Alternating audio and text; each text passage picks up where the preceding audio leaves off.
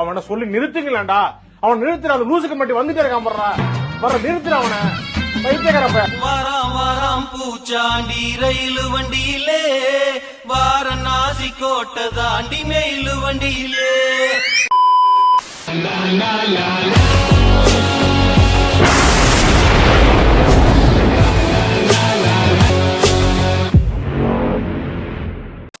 வணக்கம்.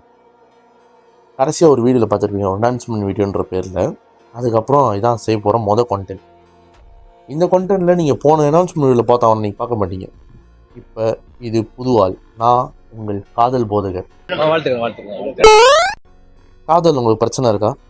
காதல் எப்படி பண்ணணும்னு தெரியலையா? காதல்னாலே என்னன்னு தெரியலையா? இல்லை கடைசி வரைக்கும் சிங்கிளாக இருக்கீங்களா? என்கிட்ட வாங்க, என்ன பண்ணணும் நான் சொல்லித்தரேன். உங்களுக்கு காதல் வரலாம், எனக்கு காதல் வரலாம், அவங்களுக்கு காதல் வரலாம், இவங்களுக்கு காதல் வரலாம், நாய்க்கு வரலாம், பூனைக்கு வரலாம், செடிக்கு வரலாம், மரத்துக்கு வரலாம், பள்ளிக்கு வரலாம், எலிக்கு வரலாம், எல்லாத்துக்கும் வரலாம். ஏன்னா காதலுக்கு தடை இல்லை, காதலுக்கு மரியாதை இருக்கு. ஆனா அந்த காதல் எப்படி வரணுன்றதுல நிறைய வழி இருக்கு. சில பேருக்கு இப்படி வந்திருக்கும், சில பேருக்கு அப்படி வந்திருக்கும், சில பேர் அப்படி இப்படி வந்திருக்கும். ஸோ இன்னைக்கு நம்ம என்ன பார்க்க போறோம்னா, ஒரு வாழ்க்கையில் நடந்த ஒரு காதல் சம்பவம். அந்த சம்பவம் எப்படி சம்பவமாக ஆயிருக்குன்றதான் நம்ம பார்க்க போகிறோம். ஸோ டைம் வேஸ்ட் பண்ணாமல் கதையை நான் சொல்கிறேன், கேளுங்க. கதை கேட்க ரெடியாடா. இந்த கதையோட மெயின் ஸ்டார்டிங் பண்ணி ஒரு 10 வருஷத்துக்கு முன்னாடி ஒரு ஆஃபீஸில் நடக்குது. இந்த கதை 10 வருஷத்துக்கு முன்னாடி ஆஃபீஸில் அப்படி என்ன நடந்துச்சுன்னு கேட்டிங்கன்னா, 2 ஃப்ரெண்ட்ஸ் இருக்காங்க. அவங்க எப்படின்னா 3 வயசுலேருந்து க்ளோஸ் ஃப்ரெண்ட்ஸ். அவனுக்கு 2 பேர் க்ளோஸ்ன்னு சொல்கிறது, பெஸ்ட் ஃப்ரெண்ட்ஸ். அவங்க 2 பேர் பேர் வச்சிடும் அவங்களுக்கு. ஏன்னா ஒரிஜினல் பேரை சொல்ல வேணான்ட்டாங்க. நான் சும்மா ஒரு எடுத்துக்காட்டுக்கு ஒரு பேர் சொல்கிறேன். ஒருத்தன் பேர் ராகு, இன்னொருத்தன் பேர் கேது. ராகுவும் கேதுவும் சின்ன வயசுலேருந்து ஒன்றா வளர்ந்து படித்து எல்லாத்தையும் பண்ணிட்டு வேலைக்கும் ஒன்றா பண்ணிட்டானுங்க. நல்லா சம்பாதிக்கிறானுங்க, நல்ல வாழ்க்கை போயிட்டுருக்கு, சந்தோஷமாக இருக்கானுங்க. நைட் ஆனால் இங்கே, காலையில் ஆனால் அங்கே, கோவில் அது இதுன்னு போகிறானுங்க. ஒரு நாள் அவங்க வேலை செய்கிற இடத்துக்கு ஒரு தோழி வந்தாங்க. டோலி. அவங்க பேர் என்னன்னா சனீஸ்வரி. இதுவும் நான் வச்ச பேர் தான். ஏன்னா அந்த கதையை கேட்கும் போது இதுக்கு மேலே பர்ஃபெக்டான பேர் என்ன நினைத்தார்ல, சனீஸ்வரியாகவே இருக்கட்டும். சனீஸ்வரிக்கு என்னன்னா, அந்த ஆஃபீஸில் அவங்க புதுசாக ஜாயின் பண்ணுறாங்க. பார்த்தவுடன் அவங்க மேலே ஒரு எஃபெக்ஷன் வந்துருச்சு நம்ம ராகு. லவ் மூடு ஸ்டார்ட் ஆயிருச்சு. அப்போ ராகு என்ன பண்ணுவார், அன்னாடிக்கும் இந்த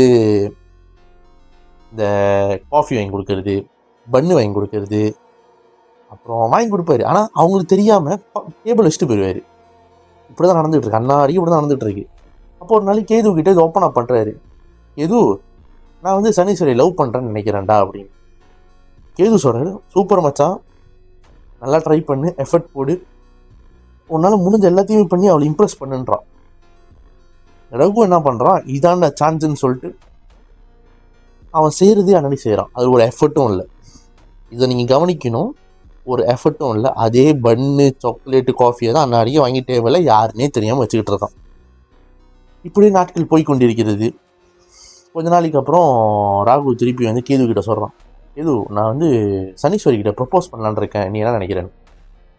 கேது சொல்கிறான், பண்ணு மச்சான், கண்டிப்பாக நீ பண்ணு, இது உனக்கான டைமு, நீ பண்ணு, சந்தோஷமா இரு வாழ்க்கையில். பொண்ணும் நல்ல பொண்ணாதான் தெரியுதுன்றான். அங்கே பண்ணாங்க அவங்க 2 பேரும் ஒரு மிஸ்டேக்கு.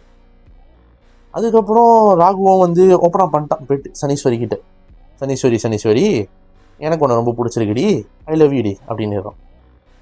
இதுக்கு சனீஸ்வரி என்ன சொல்லியிருக்காங்கன்னா, ராகு எனக்கு ஒன்று பிடிக்கல, நான் உன்னை ஃப்ரெண்டாக தான் பார்த்தேன், என்ன மன்னிச்சிரு அப்படின்னு. உன் மேலே எனக்கு ஃபீலிங்ஸும் இல்லைன்ட்டான். அதுக்காக நீங்க அழுவ கூடாது. அதெல்லாம் ஒண்ணும் இல்ல இல்ல, சார். நீங்க அழுவுறீங்க. இல்ல சார், இல்ல, கண்ணு கலங்குது. அழுவல. ராகுவும் அதை ஃபாஸ்ட் பண்ணாமல் விட்டுட்டு வந்துட்டானா. இதை கேதுகிட்டே சொல்லிட்டான். கேது இதை கேட்டுட்டு, சரி நம்ம போயிட்டு சனீஸ்வரி நம்ம பேசுவோமே, ராகுக்கு தெரியாமல் சனீஸ்வரிட்ட போய் பேசுவோமேன்னு கேது போயிருக்கான். கேது பேசியிருக்கான். கேது பேசுகிறான், ஏன் இப்படி பண்ண கேட்கும் போது சனீஸ்வரிக்கு ஒன்று என்ன சொல்கிறதுன்னு தெரியல போல. கேது, ஐ லவ் யூ.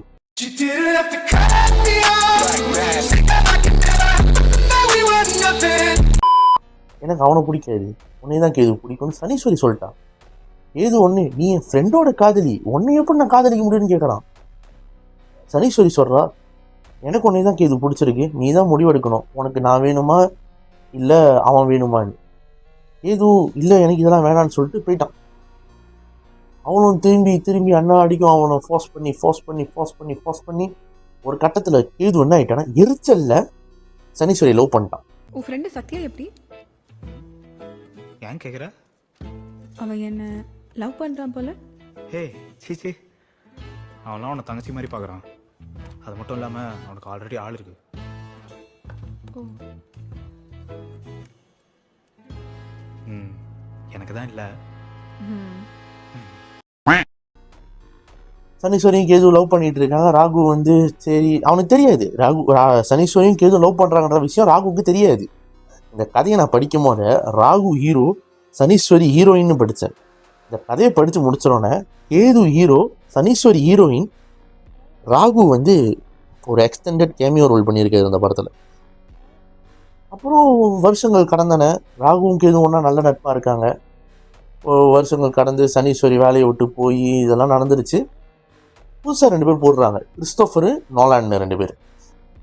இந்த 2 பேரும் வந்து ராகு கேதுவும் நல்லா பேசுகிறாங்க, நல்லா இருக்கு, எல்லாம் ஓடிட்டு இருக்கு. அப்போ கிறிஸ்டோஃபரும் நோலானும் கேது கிட்ட கேட்குறாங்க, நீ ஏன்டா ஒன்று எப்படியே இருக்க, நீ அங்கே ராகுவை பாரு, அவன் கப்பலாகி சந்தோஷமாக வாழ்க்கையை வாழ்ந்துக்கிட்டு இருக்கான், நீ ஒன்று எப்படியே இருக்கேன்னு கிறிஸ்டோஃபரும் நோலானும் கேதுவை கேட்குறாங்க.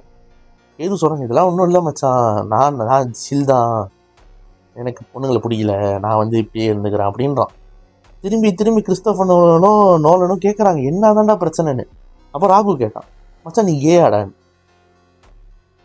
அப்போ கேது சொல்கிறான், அப்படிலாம் ஒன்றும் இல்லைடா, எனக்கு வந்து பொண்ணுங்களை பிடிக்கல அவ்வளோதான் அப்படின்னு. திரும்பி நோண்ட நான் ஒரு பொண்ணை லவ் பண்ணேன், அவன் என்னை கோஸ்ட் பண்ணிட்டு போயிட்டா அப்படின்ட்டான். கேது ராகு முடிக்கிறான், பொண்ணை லவ் பண்ணியா, எப்படா நீ லவ் பண்ணேன்னு. அப்புறம் தான் இவன் கதையை சொல்கிறான், இந்த டைமில் இங்கே இப்படி ராகு வந்து முழிக்கிறான். அப்படியே இந்த கதை எங்கேயோ லைக் இந்த கேரக்டர் வந்து எங்கேயோ பார்த்துருக்குமேன்னு யோசிக்கிறான். அப்புறம் தான் தெரியும் சனீஸ்வரி சொல்லிட்டான், அவனே எதுவே சொல்லிட்டு என்னை மன்னிச்சிரு ராகு அப்படின்னு, இவனால மறைச்சு வச்சிருந்தேன்.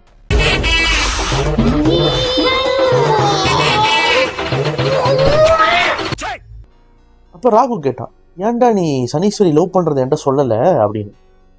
உடனே நம்ம இவர் இருக்கார்ல ஏது, இல்லை மச்சான் நான் லவ் பண்ணலை, அது டார்ச்சர் பண்ணி நான் எரிச்சல் லவ் பண்ணிட்டேன் அப்படின்னா.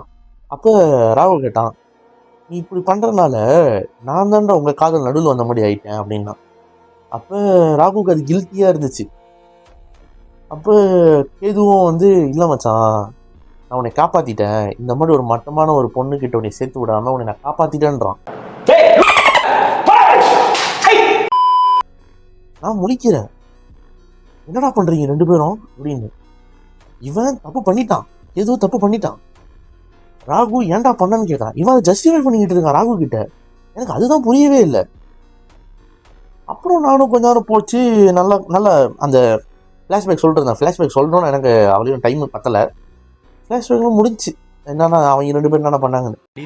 போடா மென்டல், பொடி பண்ணி, போடா எருமை, பொடி சைக்கோ, போடா கிறுக்கா, என்னடி திட்ட சொன்ன கொஞ்சம் நீ மட்டும் கோவமாவா பேசுற? என் செல்லத்தை நான் திட்ட மாட்டேன், நானும் என் புருஷன்கிட்ட கோவப்பட மாட்டேன்டா.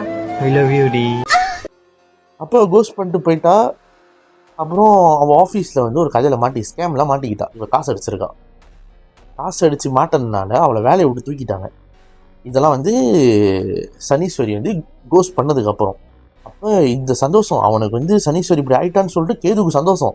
அந்த சந்தோஷத்தில் வந்து எப்படி அதை காட்டுறதுன்னு தெரியாமல் சனீஸ்வரி வீட்டு முன்னுக்கு போய் சிரிச்சுட்டு வந்துட்டான். இதுதான் நடந்துருக்கு. இதுதான் இந்த ஹோல் கதை. இப்போ வந்து ராகுவும் கேதுவும் ஒன்றா இருக்காங்க. சனீஸ்வரி எங்கே தொலைஞ்சு போணுச்சுன்னு எனக்கும் தெரில. ரூம்பு உள் ரூம்பு ரூம்பு அதை வந்து கேது ராகு அவங்கள்ட்ட தான் கேட்கணும், எனக்கு தெரியாது. ஸோ இந்த கதையில் பார்த்தீங்கன்னா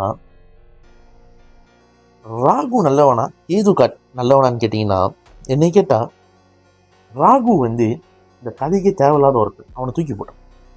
கேது இந்த கதையில் அவன் பண்ண ஒரே ஒரு நல்ல விஷயம், அந்த பிள்ளை கோஸ்ட் பண்ணிடுச்சின்னு சொல்லிட்டு அது ஒரு ஸ்கேம் பண்ணினோன்னே அது வீட்டு முன்னுக்கு போய் சிரிச்சான் பாரு. அங்கே நிற்கிறாங்க நம்ம பையன், பழி வாங்கினான் பாருங்க, அதுதான். ஏன்னா அந்த பழி வாங்கினது அந்த பிள்ளைக்கே தெரிஞ்சிருக்குமான்னு தெரியாது. அவன் போய் வீட்டு முன்னாடி சிரிச்சுட்டு வந்திருக்கான் நம்ம பையன் கேது. ஸோ இந்த கதையோட மோரல் ஆஃப் த ஸ்டாரி என்னன்னா, கோல் போஸ்ட் இருக்கும்போது ஒரு கீப்பர் இருப்பான். ஆனால் அந்த கீப்பரை தடுக்க விடாமல் டிஃபெண்டர் வந்து அந்த கோல் லைன் கிளியரன்ஸ் பண்ணுவான் பார்த்தீங்களா, அதுதான் நம்ம கேது, அந்த கீப்பர் தான் நம்ம ராகு. இந்த கதையை நான் படித்ததுலேருந்து கொஞ்சம் அப்படியே மைண்ட்லாம் ஓடி போய் தான் இருக்கு. ஏன்னா இந்த கதைக்கு கீழே ஒரு கதை இருந்துச்சு. கேதுக்கு இன்னொரு எக்ஸ் இருந்திருக்கு, அந்த எக்ஸுக்கு ஒரு கதை இருக்குது. அந்த கதையை நான் வெளியே சொல்லவே முடியாத அளவுக்கு அந்த கதை இருக்குது. ஆனால் இந்த வீடியோவுக்கு ஒரு 50 லைக் கொடுங்க, அந்த கேதுவோட எக்ஸு கதை எடுத்து வரேன். இப்போயே நான் அந்த எக்ஸு பேர் சொல்கிறேன், வியாழக்கிழமை தான் அந்த எக்ஸோட பேர், நான் வச்ச பேர். உங்களுக்கு அந்த கதை வேணுமா, ஒரு 50 லைக் இந்த வீடியோ கொடுங்க. கூடிய சீக்கிரம் அந்த வீடியோ, அந்த வியாழக்கிழமைக்கும் கேதுக்கும் என்ன நடந்துச்சுன்ற வீடியோட நான் வரேன். அது வரைக்கும் மறக்காமே. இந்த மணமக்களை வாழ்த்துகின்ற பெரிய மனசை யாருங்கோ, தலைவர் திமிங்கலம் தானுங்கோ.